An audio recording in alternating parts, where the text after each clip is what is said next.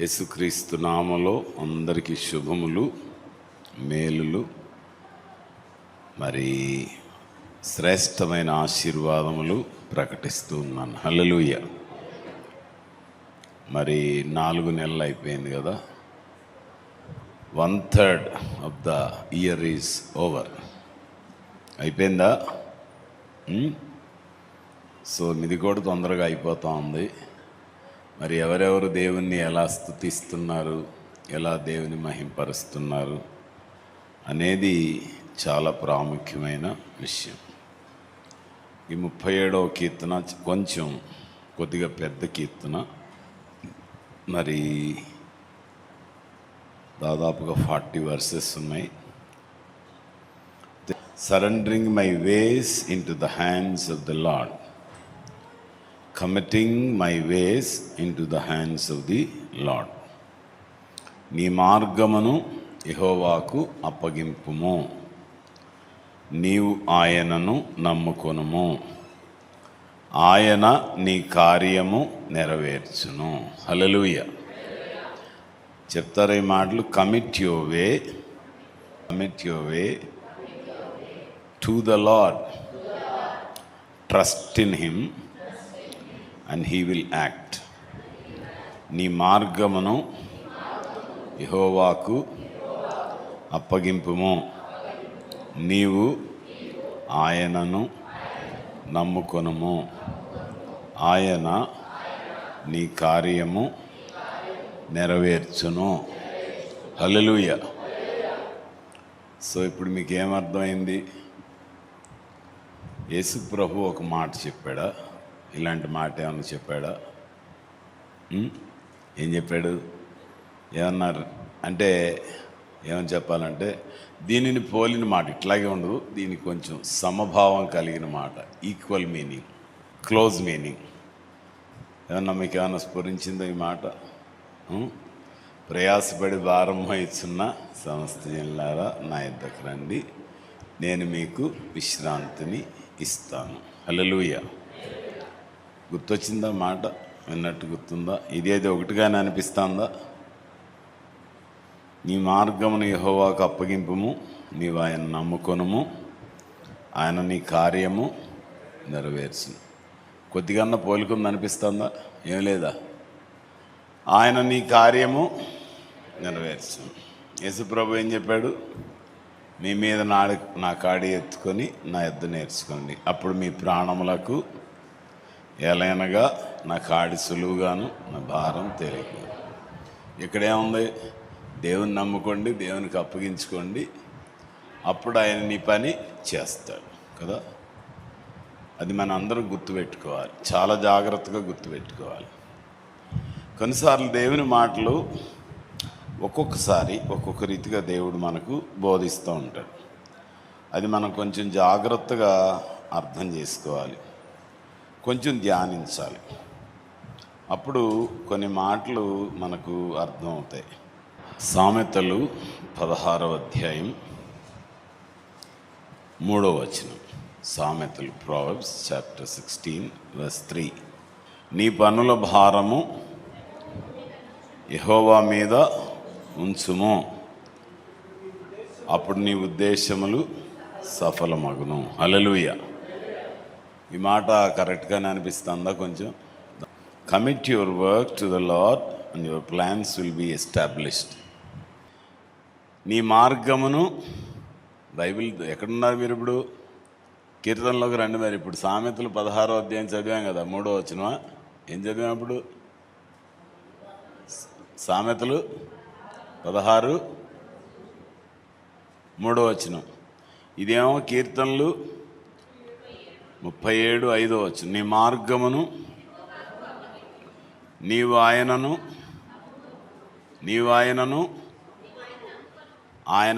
ఆయన నీ కార్యము.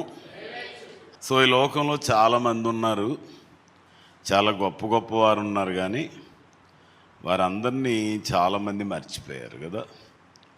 చరిత్ర చదివేటప్పుడు గుర్తుపెట్టుకోవాలని పాఠంలో ఉంటే గుర్తుపెట్టుకుంటారు, కానీ లేకపోతే ఎవరు వాళ్ళని గుర్తుపెట్టుకోరు కదా. దావీదుని పాఠంలాగా చెప్పవసరం, అందరూ గుర్తుపెట్టుకుంటారు కదా. పెట్టుకుంటారా పెట్టుకోరా? దావీదు పేరు తెలవని ఊరు ఉండనే ఉండదు. హల్లెలూయా. అది ఆశీర్వాదం. అందుకని ఆయన అంటాడు, చెడ్డవారిని చూచి వ్యసనపడకము. మొదటి వచనం, దుష్కార్యములు చేయవారిని చూచి మత్సరపడకము, వారి గడ్డి వలనే త్వరగా ఎండిపోతారట. హల్లెలూయా. చెడ్డ పనులు చేసేవాళ్ళు చాలామంది ఉంటారు కదా. పెద్ద పోస్టులో ఉంటారు, చిన్న పోస్టులో ఉంటారు. ఎవరు? చెడ్డ పనులు చేసేవాళ్ళు, దుర్మార్గాలు చేసేవాళ్ళు, ఇంకా అఘాయిత్యాలు చేసేవాళ్ళు, అత్యాచారాలు చేసేవాళ్ళు, లంచగొండలు, హత్యలు చేసేవాళ్ళు ఎక్కడుంటారు? పెద్ద పోస్టులో ఉంటారు, పెద్ద స్థాయిలో ఉంటారు, చిన్న స్థాయిలో ఉంటారు. చిన్న స్థాయిలో నుంచి పెద్ద స్థాయిలోకి వెళ్ళాలంటే పెద్ద పెద్ద ఘోరాలు చేయాలి, అంతేనా కదా? అలా చేసిన వాళ్ళు పెద్ద పెద్ద స్థాయిల్లోకి వెళ్తున్నారు. కాబట్టి ఏమనిపిస్తున్నప్పుడు, అరే వాడే బాగున్నాడు కదా, పై స్థాయిలోకి వెళ్ళిపోయాడు, మొన్నటిదాకా నాకంటే తక్కువలో ఉండేవాడు కదా, ఇప్పుడు వాడు చాలా గొప్పవాడైపోయాడు, వాడే బెటర్ ఏమో అనిపిస్తుంది. కానీ దేవుని వాక్యం ఏం చెప్తుంది? గడ్డి వలే వారు ఎండిపోతారు, త్వరగానే ఎండిపోతారు, పచ్చని కూర వలె వాడిపోతారు కదా. ఇది దేవుని వాక్యం మనకు నేర్పే సత్యం. ఎవరు చెడు పనులు చేసేవారిని చూచి కంగారు పడి వాళ్ళు బెటర్ అనుకోవద్దు కదా, బెటర్ అనుకోవద్దు. ఇక్కడ 129వ కీర్తన 6వ వచనం చూస్తే, వారు ఇంటి మీద పెరుగు గడ్డి వలె ఉందురుగాక, ఎదుగక మునిపే అది వాడిపోవును, కోయివాడు తన గుప్పిలనైనను పనులు కట్టువాడు తన ఒడినైను దానితో నింపుకొనడు. దారిన పోవువారు, యెహోవా ఆశీర్వాదము నీ మీద ఉండునుగాక, యెహోవా నామమున మేము మేము దీవించున్నాము అని అనక ఉందురు. హల్లెలూయా. అలాంటి వాళ్ళని ఎవరైనా దీవిస్తారా? అలాంటి వాళ్ళని ఎవరైనా ఇతనికి మేలు కలగాలని చెప్తారా? ఇది ప్రశ్న. చెప్తారా ఎవరన్నా? ఏంటి చెప్తారా ఎవరన్నా? మనాడు కాబట్టి మనం ఏమన్నా చెప్తామేమో కదా. మన వాడిని మనం ప్రేమిస్తే చెడుతనంలో నుంచి బయటకు రావాలని ప్రార్థన చేయాలి, దీవించని ప్రార్థన చేయకూడదు. అలాంటి చెడ్డ పనులు చేసేవారిని వీరికి మారు మనసు దయచేయమని ప్రార్థన చేయాలి కదా. అలా హలో, కార్డ్లెస్ మైక్ ఉందా? కొంచెం రెడీలో పెట్టుకోండి, అక్కడక్కడ అవసరం అవుతుంది. ఓకే, కొంచెం రెడీగా ఉంచుకుంటే కొన్నిసార్లు అది కూడా ఉపయోగించుకోవచ్చు మనం. నేను మీకే చెప్తా, మీరు జాగ్రత్తగా అబ్జర్వ్ చేస్తూ ఉండాలి. అట్లా చూడగానే డెల్ ఇచ్చేసేయాలి, లేదా అక్కడ పట్టుకుని ఉంచుకోవాలి. పెళ్లి కొడుకు పెళ్లి కూతుళ్ళ దగ్గర పట్టుకుంటాం కదా, అలా పట్టుకోవాలి. ఓకేనా? హల్లెలూయా. పెట్టుకుంటారా పెట్టుకోరా? మేమే మా పనిలో మేముంటే మేము ఎక్కడ పట్టుకుంటాం అంటారా? ఏంటి చెప్పండి కదా. సో నీ మార్గమును యెహోవాకు అప్పగింపుము, నీవు ఆయన నమ్ముకొనుము, నీ కార్యము 37వ కీర్తన 5వ వచనం. తర్వాత వచనం ఏం చెప్తుంది? ఆయన వెలుగు వలె నీ నీతిని, మధ్యాహ్నము వలె నీ నిర్దోషత్వమును వెల్లడిపరచును. యెహోవా ఎదుట మౌనముగా ఉండి ఆయన కొరకు తన మార్గమున వర్ధిల్లు వారిని చూచి, దురాలోచనలు నెరవేర్చుకుని వారిని చూచి, కోపము మానము, ఆగ్రహము విడిచిపెట్టము, వ్యసన పడకము, అది కీడు చేయువారు నిర్మూలమగుదురు. యెహోవా కొరకు కనిపెట్టేవారు దేశమును ఇక కొంతకాలమునకు భక్తిహీనులు వారి స్థలమును జాగ్రత్తగా పరిశీలించును. హల్లెలూయా. ఇవన్నీ మీరు గుర్తుపెట్టుకోండి, ప్రతిరోజు చదువుకోండి. మీ చుట్టూ ఎవరైనా దుర్మార్గులు మిమ్మల్ని బాధ పెడతా ఉంటే, కష్టపెడతా ఉంటే, అవమానపరుస్తూ ఉంటే ఏం బెంబేలు పడిపోవద్దు. ఈ వచనాలు చదవండి, బిగ్గరగా చదువుకోండి. దేవుడు నన్ను ఏం చేస్తాడు? వెలుగు వలె, అంటే ఇప్పుడు 12 అవుతుంది కదా, 11:30 అయింది. 12 వరకు సూర్యుడు ఇంకా ఇంకా ఇంకా ప్రకాశిస్తాడు. 1:32 వరకు కదా. అట్లా దేవుడు నిన్ను ప్రకాశింపజేస్తాడు. హల్లెలూయా. ఎప్పుడు? నేను ఆయన సన్నిధిలో నిర్దోషినిగా ఉంటాను అని చెప్పాడు కదా. అబ్రహాంతో దేవుడు మాట్లాడి ఏమని చెప్పాడంటే, walk before me and be blameless. నా ముందు నీవు నిందారహితుడివై నడువుము అంటాడు. ఒకసారి చూడండి, ఆదికాండం 17వ అధ్యాయం 1వ వచనం. అబ్రాము 99 ఏండ్ల వాడైనప్పుడు ప్రత్యక్షమై, నేను సర్వశక్తి గల దేవుడను, నా సన్నిధిలో నడుచుచు, ఆమేన్, హల్లెలూయా, and the God almighty walk before me and be blameless. నేను సర్వశక్తి కలిగిన దేవుడును. అయితే ఏంటి? నా ముందు నీవు ఎలా ఉండాలి? నిందారహితుడివై నడుచుకోవాలి. నా ముందే నడవాలి, ఇటు తప్పించుకోవడానికి ప్రయత్నం చేయొద్దు. ఇది దేవుని వాక్యం మనకు చెప్పే సత్యం. నా ముందు నిలబడు, దాక్కోవద్దు. ఎవరిని దాక్కోగలుగుతారా? నేను ఎక్కడికి వెళ్ళినా, నువ్వెక్కడికి వెళ్ళినా ఆయన అక్కడ ఉంటాడు కదా. ఆదాము ఏం చేశాడు? నాకు బట్టలు లేవు కదా అని దాక్కున్నాడు కదా. కీర్తనల్లో మనం చూస్తే ఒక మాట రాయబడుతుంది, ఒకసారి చూడండి. 139వ కీర్తన 4వ వచనం నుంచి చదువుదాం. యెహోవా, మాట నా నాలుక రాకమునిపే పూర్తిగా తెలిసినది, వెనుకను ముందును నీవు నన్ను ఆవరించి ఉన్నావు, నీ చెయ్యి నా మీద ఉంచి ఉన్నావు, ఇట్టి తెలివి నాకు. హల్లెలూయా. ఇప్పుడు ఇద్దరు మాట్లాడుకుంటున్నాను అనుకోండి, సపోజ్ గమనించకుండా మాట్లాడుతున్నాను అనుకోండి, సైలెంట్గా వెళ్ళి ఈ మీద చేసాం అనుకోండి, వాళ్ళు మన గురించే చెడ్డగా చెప్పుకుంటున్నాను అనుకోండి, అప్పుడు ఎట్లా ఉంటుంది? చూసిన తర్వాత ఫీలింగ్ ఎట్లా ఉంటుంది? కూర్చుని మాట్లాడుకుంటూ ఉంటున్నాం, ఏదో అవకాశం దొరికిందని. అప్పుడు అనుకోకుండా ఎవరిని గురించి అయితే మాట్లాడుకుంటున్నామో ఆ వ్యక్తి వచ్చి చక్కగా చెయ్యేసాడు అనుకోండి, అప్పుడు ఎట్లా ఉంటుంది? ఎట్లా ఉంది? ఏం కొట్టట్లేదు, తిట్టలేదు, అన్నీ చెయ్యేసాడు అనుకో, భలే చల్లగా ఉందనిపిస్తుందా, లేకపోతే బాంబు వేసాడు అనిపిస్తుందా? చూడండి కదా, చెప్పండి. ఇది దేవుని వాక్యం. నీ చెయ్యి నా మీద ఉంచి ఉన్నావు, అట్టి తెలివి నాకు.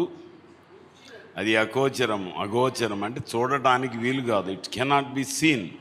అది అగోచరము, అది నాకు అందదు, నేను పట్టుకోలేను కదా, నేను పట్టుకోలేను. దేవుడు అలాంటి వాడు. ఏం మాటలైనా మాట్లాడుకోండి, కానీ ఇది మాత్రం గుర్తుపెట్టుకోండి, నువ్వు మాట్లాడే మాటలన్నింటినీ ఆయన వింటూ ఉంటాడు. ఆయన వస్తాడు చక్కగా నీ మీద చేయేస్తాడు. అది గుర్తుపెట్టుకోవాలి.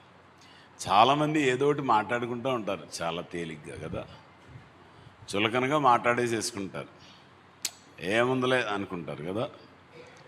నీ ఆత్మ యొద్ద నుండి నేను ఎక్కడికి పోవుదును, నీ సన్నిధి నుండి నేను ఎక్కడికి పారిపోవుదును, నేను ఆకాశంకి ఎక్కును, నీవు అక్కడను ఉన్నావు.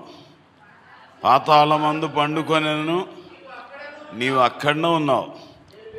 రెక్కలు కట్టుకొని సముద్ర దిగంతములలో నివసించినను నడిపించును. నీ కుడి చేయి నన్ను అంధకారము నన్ను నాకు కలుగు వెలుగు రాత్రి వలె ఉండును అని నేను అనుకునేలా, చీకటి అయినా నీకు చీకటి కాకపోను, రాత్రి పగటి వలె నీకు వెలుగుగా ఉండు. చీకటియు వెలుగును నీకు ఏకరీతిగా ఉన్నవి. నా అంతరింద్రియములు నీవే కలుగు చేస్తేవి. నా తల్లి గర్భమందు నన్ను నిర్మించిన వాడవు. హల్లెలూయా. ఆయన దగ్గర నుంచి ఎవరు ఎక్కడికి తప్పించుకోలేరు.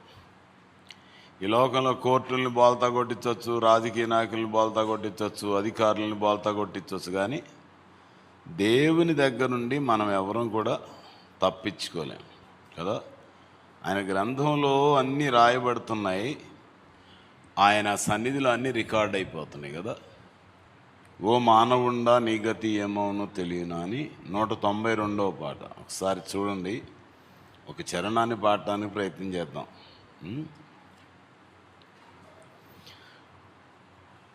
దానిలో 2వ చరణం, గ్రంథాలు విప్పబడగా గ్రంథాలలో వారి, గ్రంథాలు విప్పబడగా గ్రంథాలలో వారి, గ్రంథంబు బట్టబయలై పొందెదరు తీర్పును, గ్రంథంబు బట్టబయలై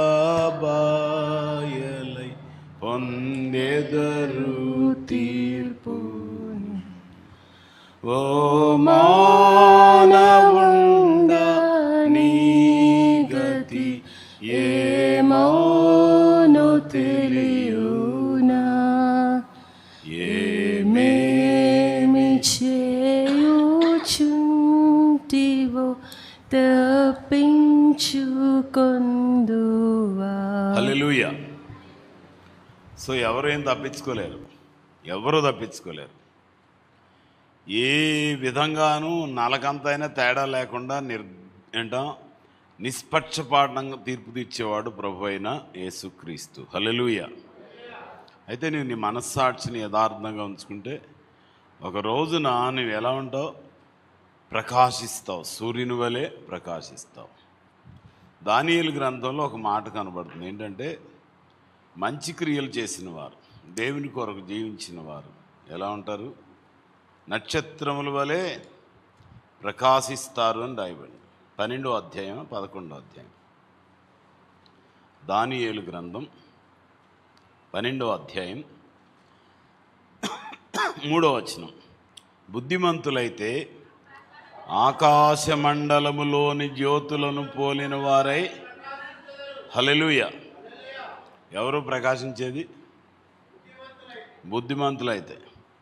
And those who are wise shall shine like the brightness of the sky above, and those who turn many to righteousness like stars forever and ever.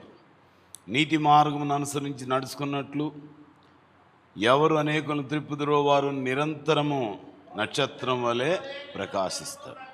హల్లెలూయా. అది నోట్ చేసుకోండి, గుర్తుపెట్టుకోండి. ఈ మాటలన్నీ ధ్యానించండి.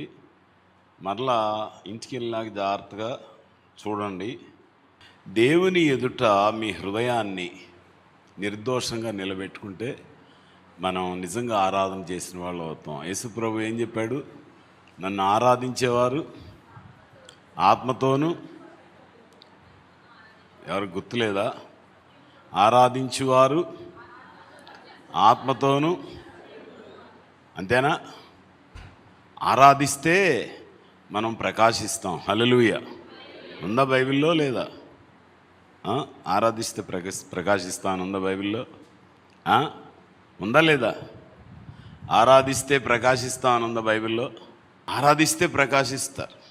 నీతిమంతులుగా ఉంటే ప్రకాశిస్తారు.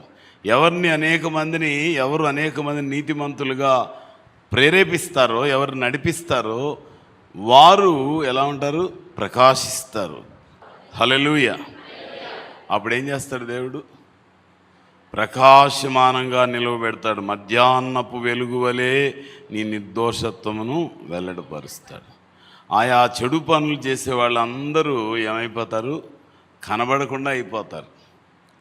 వారి స్థలమును జాగ్రత్తగా పరిశీలించినను వారు కనబడకపోదురు. 10వ వచనం చూస్తే కొద్ది కాలం ఉంటుంది అట్లా.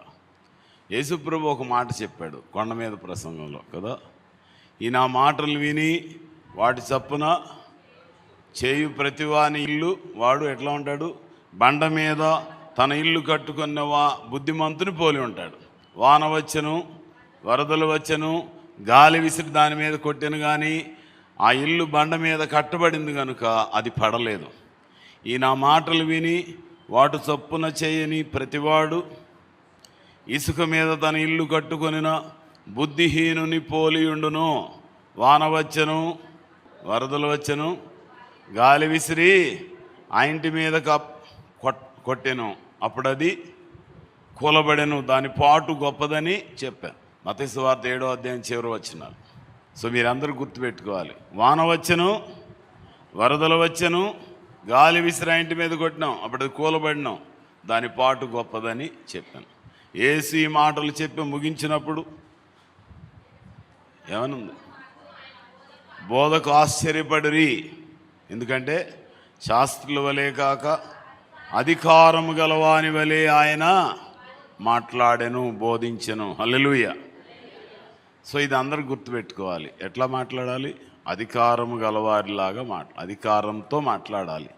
ఇట్లా వణుకుతో మాట్లాడకూడదు, అవునా కాదా అన్నట్టుగా మాట్లాడకూడదు. అందుకని మన అందరం వాక్యం చదవాలి, వాక్యం మన హృదయంలో ఉండాలి. వాక్యాన్ని మనం చదువుతున్నప్పుడు అద్భుతాలు జరుగుతాయి, ఆశ్చర్యాలు జరుగుతాయి. మీరేమి సందేహించకుండా వాక్యం చదువుతూ కూర్చోండి, ప్రార్థన చేస్తూ ఉండండి, పాటలు పాడుతూ ఉండండి కదా. ఏమన్నాడు ప్రభు? జకర్యా గ్రంథం 2వ అధ్యాయం 10వ వచనంలో, పాటలు పాడుచు సంతోషముగా ఉండి, సంతోషించు పాటలు పాడి, నేను వచ్చి మీ మధ్యన నివాసము చేస్తాను. హల్లెలూయా, హల్లెలూయా. మరి మీ ఇంటి దగ్గర పాడుతున్నారా? ఇప్పుడు వాక్యం లోపలికి వెళ్ళాలి. లోపలికి వెళ్ళాలంటే జాగ్రత్తగా వినాలి. వినకపోతే ఆయన మాట మనం నెరవేర్చలేం కదా. ఇక్కడ దేవుని వాక్యం ఏం చెప్తుందంటే 37వ కీర్తన 11వ వచనం, దీనులు భూమిని స్వతంత్రించుకొందురు, సుఖించెదరు. హల్లెలూయా. గట్టిగా చెప్పడం అలవాటు చేసుకోండి. కనీసం దగ్గర చేతులు ఎత్తాలి. ఈ మాట ఎక్కడన్నా ఉందా కొత్త నిబంధనలో? మీరందరూ ఆలోచించాలి కొద్దిగా. ఎక్కడన్నా ఉందా? దీనులు చెప్పండి, దీనులు భూమిని స్వతంత్రించుకుందని ఎక్కడుందా బైబిల్లో? ఈ మాట చెప్పకపోతే మరీ బాధ అనిపిస్తుంది నాకైతే. సాత్వికులు ధన్యులు, అది. సో మనం ఇవన్నీ గుర్తుపెట్టుకోవాలి. దీనులు భూమిని స్వతంత్రించుకుంటారు, పరలోకాన్ని స్వతంత్రించుకుంటారు. ఇంగ్లీష్లో అయితే blessed are the meek for they shall inherit the land అని ఉంది. ఇక్కడ ఇంగ్లీష్లో ఏముందంటే, but the meek shall inherit the land and delight themselves in abundant peace. సాత్వికులు ఏం చేస్తారు? భూమిని స్వతంత్రించుకుంటారు. మత్తయి సువార్త 11వ అధ్యాయం 28వ వచనం, 29, 30 వచనాలు.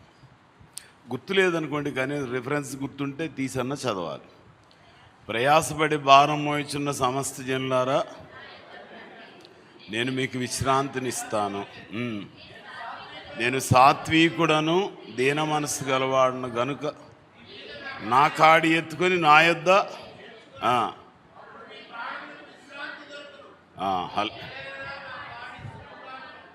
నా భారము తేలికగాను ఉండును. హల్లెలూయా, హల్లెలూయా. కాబట్టి ఎప్పుడు దీనత్వం, సాత్వికం అనేవి చాలా గొప్ప విషయాలు. ఈ రెండింటి మధ్యలో అక్కడ ఒక మాట ఉంటుంది కొండ మీద ప్రసంగంలో. దీనులు సాత్వికుల మధ్యలో ఇంకో మాట ఉంది. ఏంటది? ఎవరికైనా గుర్తుందా? దీనులు సాత్వికులు అనే మాటల మధ్యలో ఒక మాట ఉంది. ఎవరికైనా గుర్తుందా? దుఃఖపడువారు అంటే కన్నీటి ప్రార్థన చేసేవారు ఉంటారు. దీనులు సాత్వికులు ఏం చేస్తారు? కన్నీటి ప్రార్థన చేస్తారు. హల్లెలూయా, హల్లెలూయా. వారు ఎప్పుడు ఎలా ఉంటారు? ఓదార్పు కలిగి ఉంటారు, ఓదార్పు పొందుతారు. హల్లెలూయా. దుఃఖపడువారు ధన్యులు. దేవుని చేత దొరికే ఓదార్పు కావాలంటే దీనత్వం కావాలి, సాత్వికం కావాలి. ఈ రెండు ఉన్నవారు ఏం చేస్తారంటే కన్నీటి ప్రార్థనలు చేస్తారు. హల్లెలూయా. ప్రతి పరిస్థితిలో వారు ధైర్యంగా నిలబడతారు, ఏం భయపడరు. ఏడుస్తున్నారంటే వాళ్ళు ఏదో ఏడుపు కొట్టాళ్ళని కాదు, తెలివి తక్కువ వాళ్ళని కాదు. They long for the intervention of the lord. దేవుని యొక్క ప్రమేయం కొరకు వారు ఆశపడుతూ దేవుని సన్నిధిలో మొరపెడతారు. దేవుడు వారి జీవితాలను ఆశీర్వాదకరంగా చేస్తాడు. వారి కొరకు మాత్రమే కాకుండా అనేకులకు వారిని ఆశీర్వాదకరంగా ఉంచుతాడు. హల్లెలూయా, హల్లెలూయా. కాబట్టి చాలామంది ఏం చేస్తారట, దీనులను దరిద్రులను పడదోయడానికి కత్తులు నోరుతూ ఉంటారంట. ఆ కత్తులు వారికే వెళ్ళిపోతాయంట. అది అంతేనా? ఉందా అక్కడ లేదా? వారి కత్తి వారి హృదయములోనే దూరును, వారి విండ్లు విరవబడును. అది గుర్తుపెట్టుకోండి. ఎవరి మీదకైనా అనవసరంగా కత్తులు దూస్తే ఆ కత్తులు తిరిగి వెళ్ళిపోయి పొడుచుకుంటాయి. గుంటలు తవ్వితే గుంటలో వాళ్ళే పడిపోతారు కదా. రాళ్ళు దోద్దామని చూస్తా ఉంటే రాళ్ళు వారి మీదకే పడిపోతాయి. హల్లెలూయా. ఇవన్నీ మనం చూస్తాం బైబిల్లో. మీరందరూ నెరవేరడం కూడా చూస్తున్నాం మనం. హల్లెలూయా. కాబట్టి ఎవరెవరో గొప్పగా ఉన్నారు అనుకోవద్దు. నీతిమంతునికి కలిగింది కొంచెమైనను ఆమేన్. హల్లెలూయా. లోకంలో ఉన్న ఐశ్వర్యం అంతటికి ఒక పక్కనున్నా యేసుక్రీస్తుతో పాటు నువ్వు ఉంటే నీవు చాలా ధన్యుడవు. హల్లెలూయా. క్రీస్తు ఉన్నావా లేదా? ఉంటే ధన్యుడు. శ్రేష్టమైంది నీకుంది. ఏంటుంది పాప శ్రేష్టం? దేవుడు, పరలోకం. పరలోకం బెటరా, ఈ లోకంలో డబ్బులన్నీ ఉండటం బెటరా? హలో, పరలోకం బెటరా, ఈ లోకంలో ఉన్న ఐశ్వర్యం అంతా నీకు ఇచ్చేస్తే బెటరా? మొత్తం అన్ని దేశాల బ్యాంకుల్లో ఉన్న బంగారం లక్షల ఏమంటారు టన్నులు ఉంటుంది కదా, millions of tons, trillions of tons ఎంతో ఉంది. అందరికంటే బంగారం ఎక్కడ ఎక్కువ ఉంది? అమెరికన్ బ్యాంకులో ఎక్కువ ఉంటుంది. తర్వాత మరి చైనాలో ఉన్నాడు. ఎందుకంటే ఎవరి దేశంలో ఎక్కువ జీడిపి అంటారు కదా, గ్రాస్ డొమెస్టిక్ ప్రోడక్ట్ అని, లేకపోతే వాళ్ళ మనీ సర్క్యులేషన్ ఎక్కడైతే ఉంటుందో ఎక్కువ కరెన్సీ, దానికి తగినట్టుగా బంగారం బ్యాంకులో ఉండాలి, రిజర్వ్ బ్యాంకులో. లేకపోతే ఆ డాలర్కి కానీ లేకపోతే రూపాయికి కానీ వాల్యూ ఉండదు. అది సో చాలా బంగారం ఉందనుకోండి, ఆ బంగారం అంతా నీకు ఇచ్చేసారనుకోండి, అది కావాలా పరలోకం కావాలా?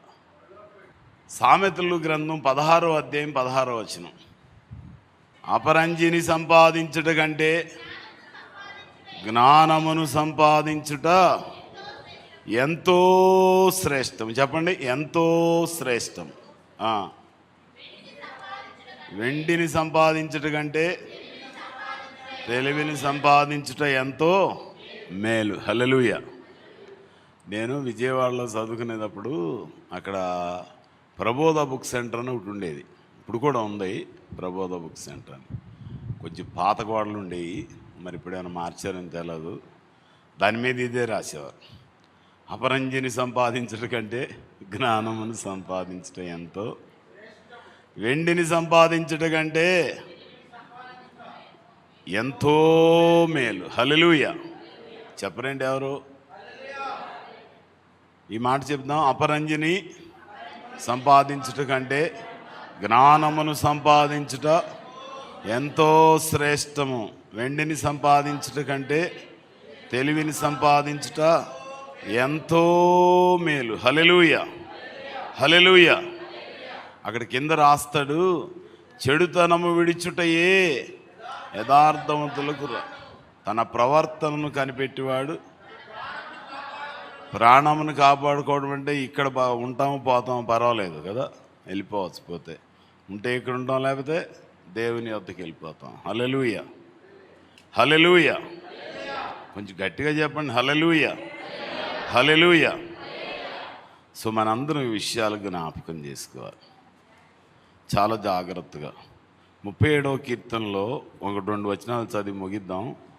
ఆపత్కాలమందు 19వ వచనం చూస్తే, ఆపత్కాలమందు వారు సిగ్గునందరు, కరువు దినములలో వారు తృప్తి పొందుదురు. హల్లెలూయా.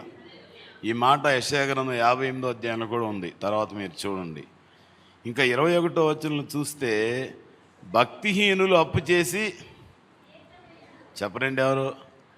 మీరెవరిని అప్పు ఎగ్గొడదామని చూస్తున్నారా? కొంతమంది ఉంటారు సంఘంలో, మరి ఎవరి నుండి జాగ్రత్త. అంటే భక్తిహీనులు అంటే ఎవరు? భక్తి తగ్గిపోయిన వాళ్ళు. భక్తిగా వస్తారు దేవుని దగ్గరికి, భక్తిగా ఉన్నట్టు కనబడతారు, ఆ భక్తి తగ్గిపోయి చెడు పనులన్నీ చేస్తారు. చాలా బాగా భక్తిగా ఉన్నట్టుగా కనబడతారు, ఆత్మీయంగా ఉన్నట్టు కనబడతారు, అప్పులు చేస్తారు, ఎగ్గొట్టేసి వెళ్ళిపోతారు.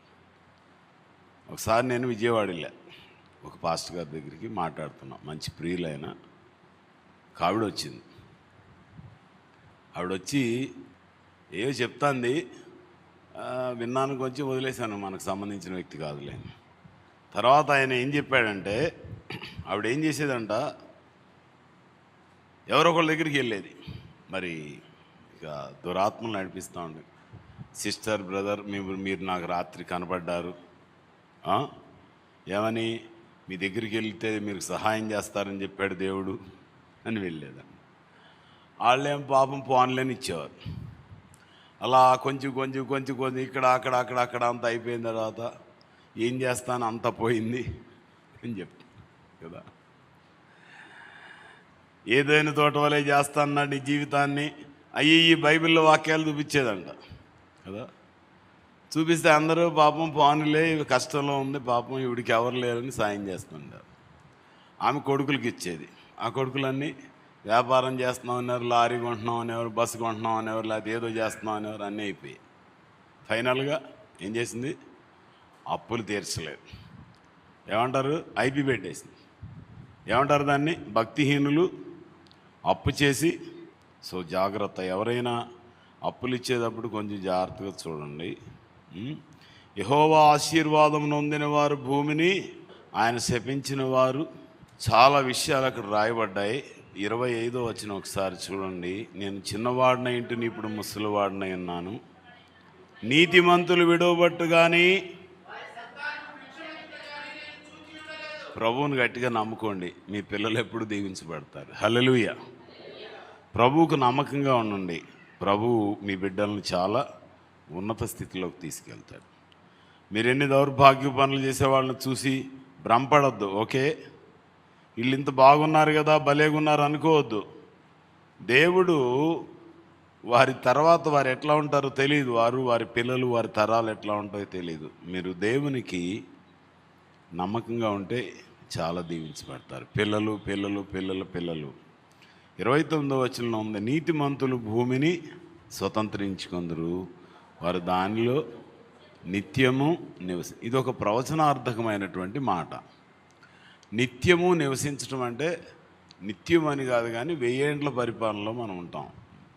In the regime of millennium. Yesu ప్రభు మధ్యాకాశంలోకి వస్తాడా రాడా? హల్లెలూయా. గట్టిగా చెప్పండి, స్తోత్రం. హల్లెలూయా, హల్లెలూయా. మధ్యాకాశంలో ఉంటాడు. 7 సంవత్సరాలుగా అక్కడ విందు జరుగుతుంది. తర్వాత ఆయన యెరూషలేమునికి వస్తాడు, ఒలీవ పర్వతం మీద దిగుతాడు. అక్కడ నుంచి ఆయన 1000 సంవత్సరాలు పరిపాలన చేస్తాడు. యెరూషలేములోనికి వస్తా. హల్లెలూయా. అక్కడ 1000 ఏండ్ల పరిపాలనలో ఉంటా. నేను ఎక్కడికి వస్తాను మళ్ళీ? నేను మధ్యాకాశంలో నుంచి యెరూషలేములోకి వస్తా. అక్కడి నుంచి దేవుడు ఎక్కడెక్కడికి వెళ్ళమంటే ఎక్కడెక్కడ డిస్ట్రిబ్యూట్ అని చాలామంది ఉంటారు కదా ప్లేస్ హాల్లో. అందుకని దేవుడు డిస్ట్రిబ్యూట్ చేస్తాడు, మళ్ళీ పంపిస్తాడు, భూమి మీద అంతటి మీదకి పంపిస్తాడు. ఎక్కడెక్కడికి వెళ్ళాలని అక్కడికి వెళ్ళిపోతాం అంతే. అప్పుడు బస్సులు, లారీలు అవసరంలా, వెళ్ళాలనుకుంటే వెళ్ళి అక్కడ ఉంటాం అంతే. ఇక ట్రైన్లు అవసరం లేదు, బస్సులు అవసరం లేదు, ఫ్లైట్స్ అవసరం లేదు, ఏమక్కర్లా. నువ్వు అక్కడ ఉండాలంటే ఇల్లు ఉంటాం అంతే. దేవతల్లో పూలు ఉంటాం, మరి ఎట్లా ఉంటాము, కానీ మొత్తం మీద ఎక్కడ కావాలంటే అక్కడికి వెళ్ళిపోతాం. నీతిమంతులు ఎక్కడ ఉంటారు? భూమిని స్వతంత్రించుకొందురు, వారు దానిలో నిత్యము నివసించెదరు. హల్లెలూయా. 34వ వచనం, యెహోవా కొరకు కనిపెట్టుకొనుము, ఆయన మార్గమును అనుసరించుము, ఆయన నిన్ను హెచ్చించును. హల్లెలూయా, హల్లెలూయా. సో మనందరం జ్ఞాపకం చేసుకుందాం, యెహోవాకు, దేవునికి, ప్రభు అయిన యేసుక్రీస్తుకు నా మార్గములను అప్పగించుకుంటున్నాను. చెప్పండి, ప్రభు అయిన యేసుక్రీస్తుకు నా మార్గములను అప్పగించుకుంటున్నాను. చెప్పండి, ఎంతమంది అప్పగించుకుంటున్నారు? ప్రభు అయిన యేసుక్రీస్తుకు. నీరసంగా ఉన్నారేంటి? కొంచెం గట్టిగా చెప్పండి, ప్రభు అయిన యేసుక్రీస్తుకు. గట్టిగా చెప్పాలి. నా మార్గములను అప్పగించుకుంటున్నాను. హల్లెలూయా, హల్లెలూయా, హల్లెలూయా. భక్తిహీనుల చేతుల నుండి వారిని విడిపించి రక్షించును. హల్లెలూయా, హల్లెలూయా. మనందరం లేచి నిలబడి స్తుతించుదాం, ప్రార్థిద్దాం, ప్రభువుకు మహిమా ప్రభావాలు ఆరోపించుదాం. పరిశుద్ధ దినము, పునరుత్థాన దినము, మరణ ముళ్ళు విరిచివేయబడిన దినం. ఈ దినమందు నిన్ను ఆశ్రయించి ఇహమందును పరమందును నీ కృపను పొందడానికి, నీ రాజ్య వారసులుగా ఉండటానికి, భూమిని స్వతంత్రించుకోవడానికి, పరలోకాన్ని స్వతంత్రించుకోవడానికి, ఇక్కడ దీవించబడటానికి, అక్కడ బహుమానం పొందడానికి, నీ కొరకు కనిపెట్టే వారంగా ఉండటానికి మాకు నేర్పించున్నాను. యెహోవా కొరకు కనిపెట్టుకొని ఉండుము, ఆయన మార్గమును అనుసరించుము, ఆయన భూమిని స్వతంత్రించుకున్నట్లు నేను హెచ్చించునని సెలవిచ్చావు ప్రభు. మా మార్గమును నీకు అప్పగించుకోవడానికి నీ కృపనంచున్నాయి. నీ గొప్ప వెలుగును ప్రకాశించేయండి. ఒక్కొక్కరితో మాట్లాడుతున్నందుకు నీకు వందనాలు. ముందున్న సమయాన్ని అంతటినీ ఆశీర్వాదకరంగా ఉంచండి. మా ముందు 4 నెలలు గడిచిపోయాయి ప్రభు. 5వ నెలలో ప్రవేశించాం.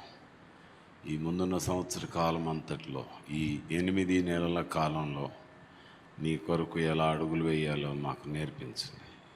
మరి కొద్ది నిమిషాలు నీ మాటలు ధ్యానించిన ఉండగా, అలాగే నీ శరీర రక్తంలో పాలిభాగస్తులము కానయుండగా మీ ప్రత్యక్షతను మాకు అనుగ్రహించి నడిపించండి. మీరే మహిమ పొందండి. యేసు పరిశుద్ధనాలు ప్రార్థించి స్తుతించి ఆరాధనా మహిమలు అర్పిస్తున్నాము తండ్రి. హల్లెలూయా, హల్లెలూయా.